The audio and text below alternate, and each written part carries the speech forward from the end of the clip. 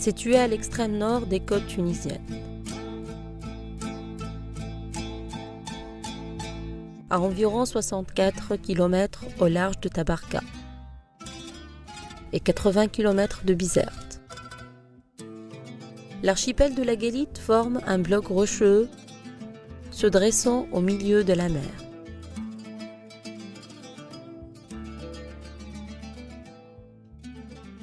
Mais, en se rapprochant, on découvre les 6 somptueux îles et îlots qui composent l'archipel, étendu sur quelques 808 hectares. L'île principale, la Guélite, couvre à elle seule 732 hectares et pointe à 391 mètres au-dessus du niveau de la mer.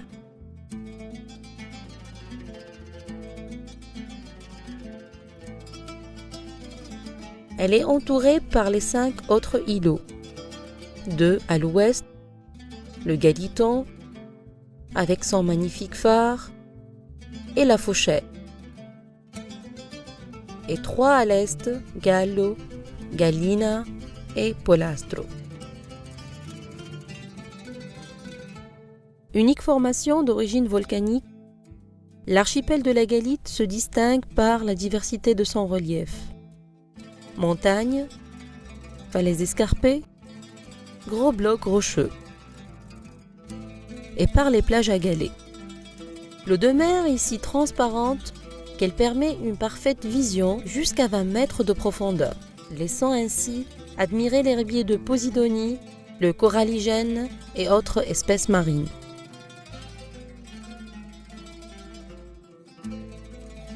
Au point culminant de l'île de la Guélite, il est toujours possible d'observer les vestiges d'un poste de vigie.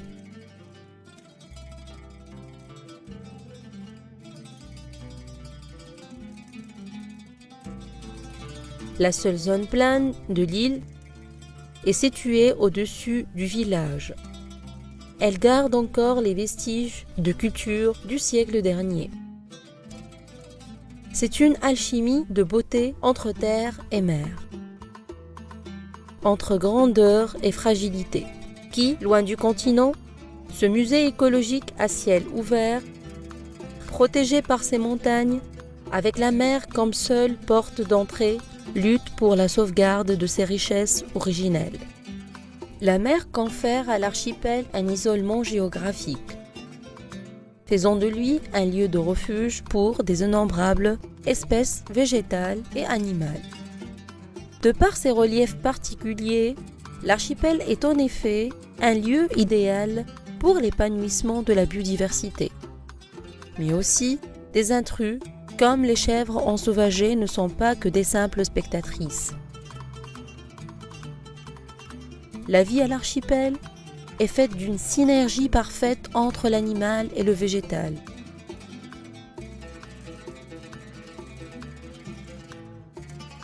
Riche et diversifiée, avec des plantes sauvages telles que le romarin,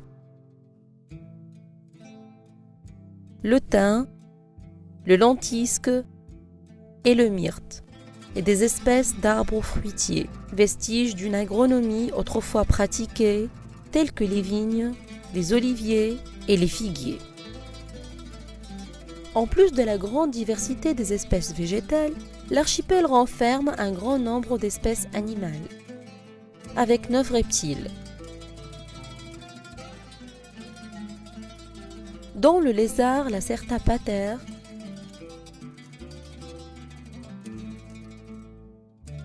caractéristique de l'Afrique du Nord.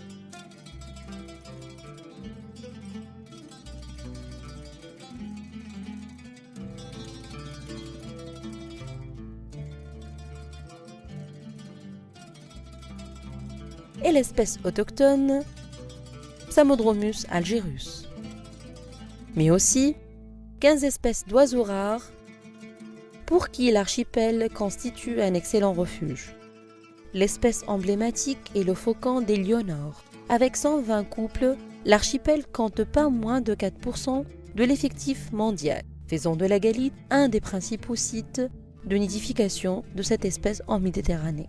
On rencontre également le cormoran huppé, le goéland d'Andoin et plusieurs autres espèces d'oiseaux marins et terrestres qui ont élu refuge à la Galitte au cours de leur migration.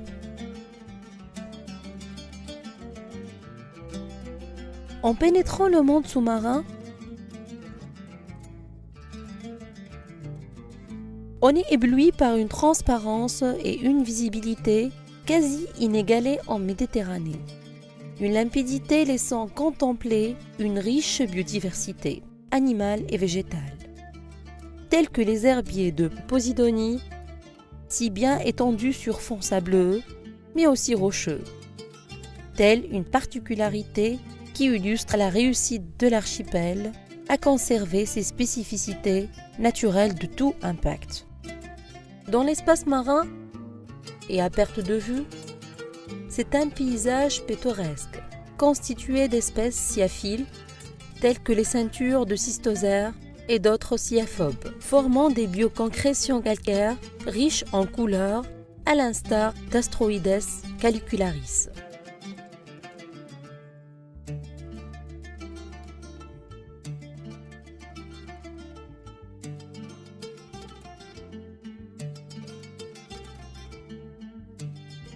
Un autre monde vivant ne peut pas vous échapper en passant près des vestiges des anciennes épaves. Coulées autour de l'archipel et offrant un habitat artificiel remarquable, témoin d'une mer capricieuse.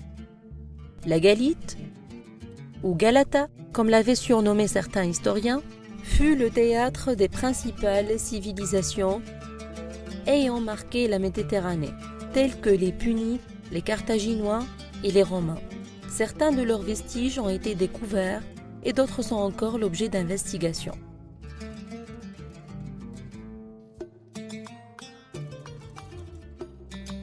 Mais, en se situant au passé contemporain de l'archipel, les premières installations humaines furent dès 1872.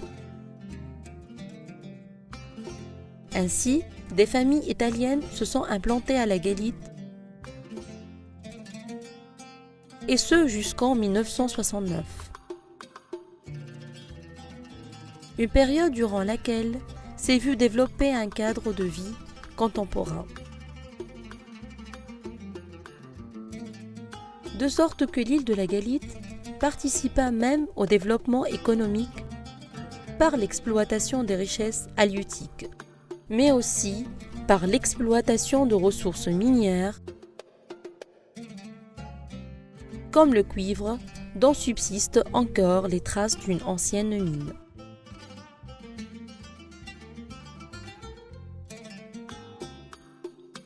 La Galitte a aussi marqué l'histoire de la lutte nationale en accueillant le leader Habib Bourguiba, exilé en 1952 pendant 743 jours par le protectorat français.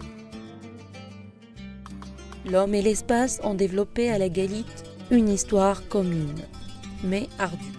L'archipel a toujours constitué une épreuve pour ceux qui ont voulu y laisser leur empreinte. En effet, la nature y est imprévisible, de sorte qu'aucun ouvrage maritime n'a pu résister que pour très peu.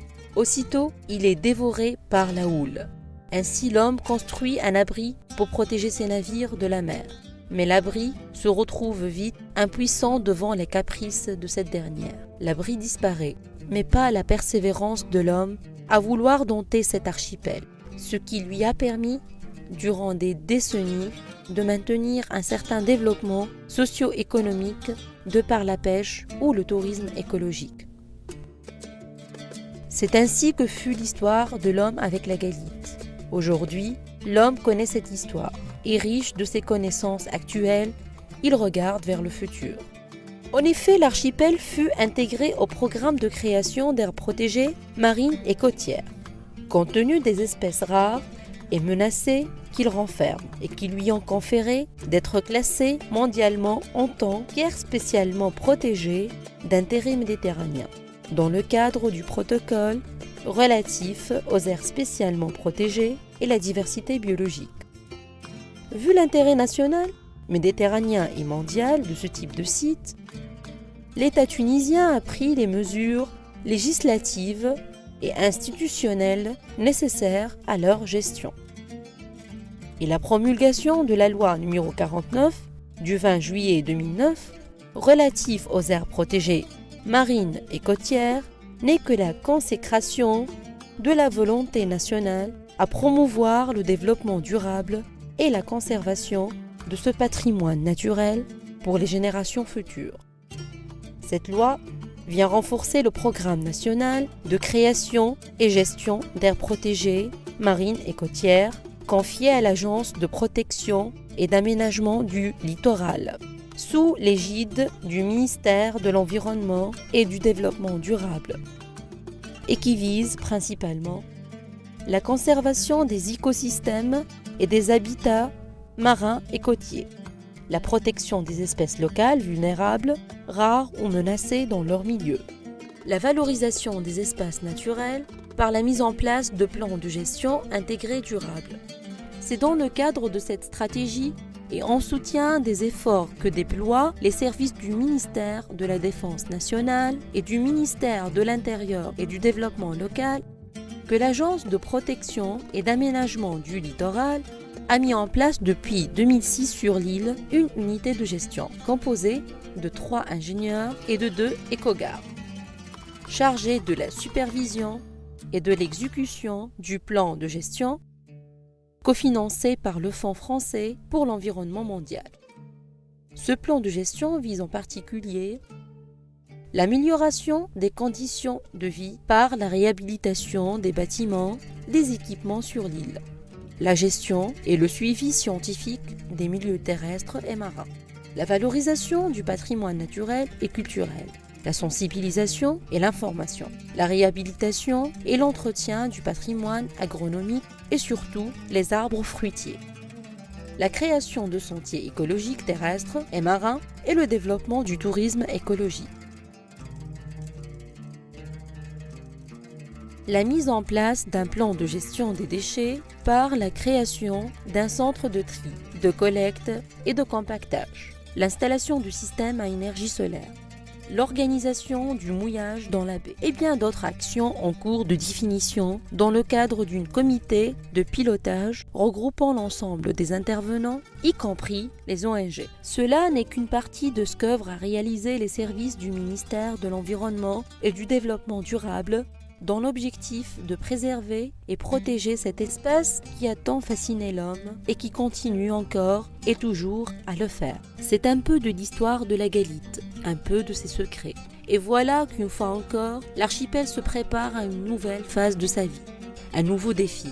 Gestion du patrimoine naturel et culturel, conservation et protection de la biodiversité, et gestion de visiteurs, prêts à découvrir les splendeurs de cet archipel, à savourer chaque moment et à faire partie de sa nouvelle histoire.